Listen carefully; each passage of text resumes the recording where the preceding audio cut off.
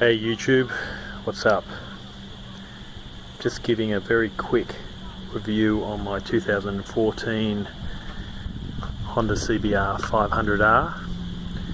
I've had the bike now for around 6 months and put over 4,000 kilometers on the bike. In that time I've had absolutely no issues with the bike, and I can strongly vouch for this bike being one of the best commuter bikes, one of the best bikes for learners obviously. And if you're thinking of going to a 250cc, consider the 500cc, because I think you'll be bored with a 250cc very quickly. I'm just going to go over a couple of things with the bike that I've done with it since I've had it. And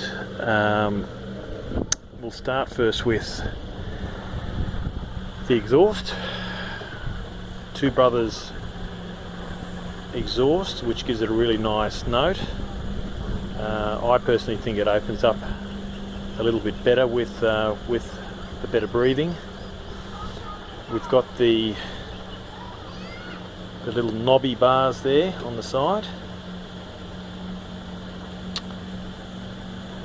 We've got the eBay gear clutch and brake levers, both of which, you know, for around 35 bucks are pretty good value, and makes a huge difference with having them to your setting. We've also got the rear cowl, also another eBay item. We've got under here, we've got a radiator guard from eBay, and also, as you can see here, a fork brace, which gives it a little bit more stability. One of the big upgrades on the bike, or a couple of the bigger upgrades, I personally think is around the suspension. And we've got some rebound adjusters just here. They're pretty cheap on eBay as well, around the $30 mark, and you can set your sag based on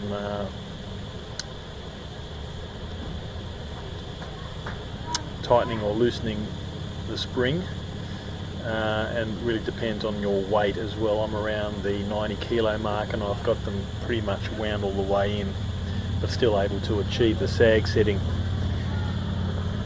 The rear of the bike, we've put on, just in here, a GSX 750 rear shock with very little modification required. There was a little bit of cutting out of the cowl underneath where the gas cartridge is, but apart from that it's pretty much just bolt on. Made a huge and significant difference to how the bike handles. I'd highly recommend that. Anything that you guys want to know about this particular bike, I'd recommend going to the CBR500 forum found online, and pretty much anything you want to know you'll find on that forum. In terms of fuel economy, very good. Around the 400 kilometer mark to the tank, 15 litre tank. Averages out about 3.5 litres per 100 kilometers. Great as a commuter bike. One of the other great features of this bike, even though it looks quite sporty, is you've got pretty much a bit more of an upright seating position on the bike. You're not leaning over as much as a Super Sport, which means that you can ride for hours on end pretty comfortably. The stock tyres on the bike pretty good. Haven't had any issues with them.